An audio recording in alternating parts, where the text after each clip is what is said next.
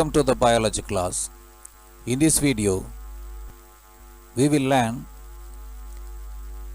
the structure of spinal cord and we will learn about CSF.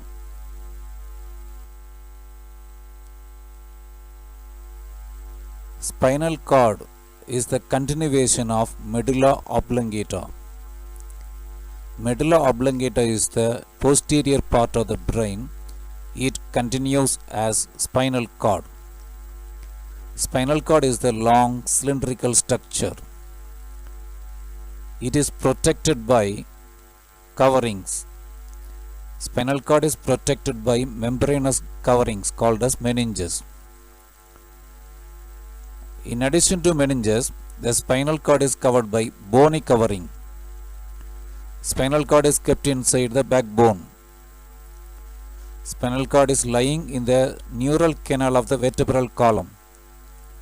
Vertebral column is called as backbone.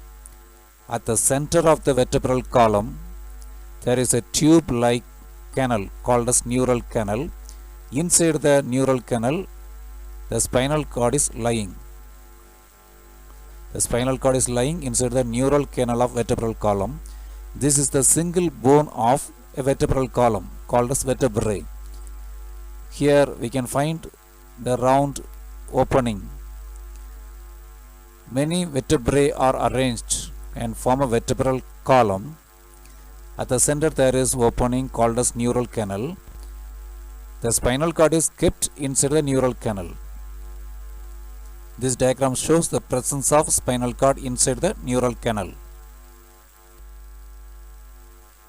Spinal cord extends at the base of medulla oblongata and continues up to the level of the first lumbar vertebra. Spinal cord starts from lower end of medulla oblongata and extends up to the level of first lumbar vertebra. There are 5 lumbar vertebrae. The spinal cord extends up to the level of first lumbar vertebra. This picture shows the end of spinal cord containing the lumbar vertebra and end coccyx. The spinal cord is kept inside the neural canal of vertebral column. It extends up to the level of first lumbar vertebra. Below this level, only the spinal nerves pass through the neural canal. The end of the spinal cord has conical end. The end is conical, it is tapering. The end of the spinal cord is called as filum terminale. When we cut a small slice of the spinal cord, it will show a central gray matter in the shape of the letter H or butterfly shape. This is gray matter. The H-shaped part is gray matter. The gray matter consists of cell bodies of neurons and their dendrites. The gray matter is surrounded by white matter. The white matter has bundles of nerve tracts. Nerve tracts are nerve fibers carrying same information.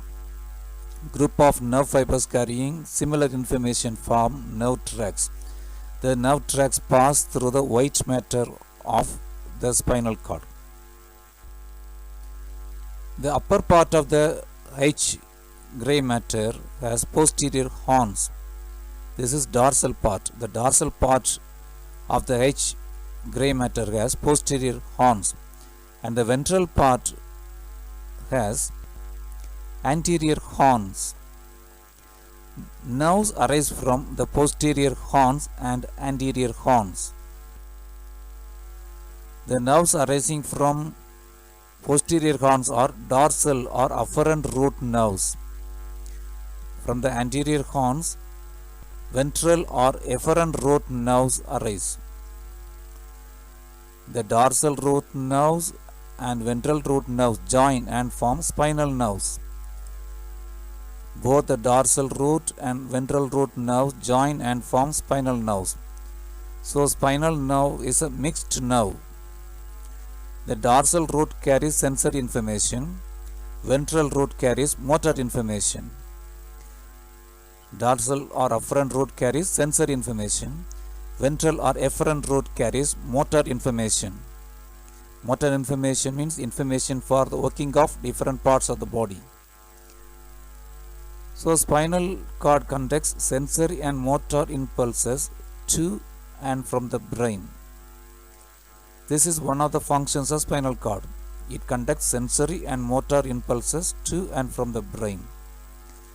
Another function of spinal cord is reflex action. Reflex action is an involuntary action. We will learn about this function in the next video. The center of the spinal cord has central canal. The central canal is filled with a fluid called the cerebrospinal fluid. Cerebrospinal fluid is a fluid looks like plasma. It is secreted by the blood vessels found inside the cavities of the brain. At the top of the cavities of brain have blood vessels. These blood vessels secrete a fluid called the cerebrospinal fluid.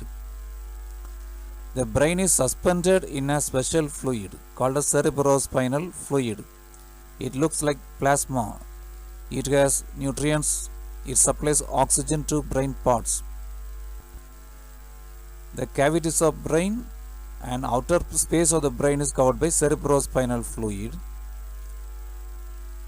Here these are cavities filled with cerebrospinal fluid, and outer space of the brain is also filled with cerebrospinal fluid. Then it flows through the central canal of spinal cord. It surrounds and protects the brain within the skull. It also fills the central canal of spinal cord.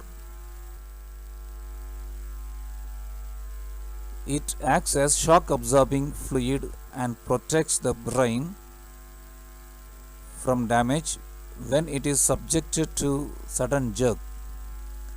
It protects the brain. Brain floats in the cerebrospinal fluid. It supplies nutrients to the brain. Because blood vessels cannot reach all the parts of the brain, this fluid coming out of the blood vessel supplies nutrients and oxygen to the brain. And it collects and removes waste from the brain. It removes carbon dioxide and other waste from the brain. It is also responsible for maintaining a constant pressure inside the cranium. The upper part of the skull is called as cranium. It is called as brain box. When the pressure inside the cranium increases, certain amount of cerebrospinal fluid leaves the cranium. If the pressure inside the cranium decreases, extra cerebrospinal fluid enters into the brain. In this way, the cerebrospinal fluid maintains a constant pressure inside the cranium.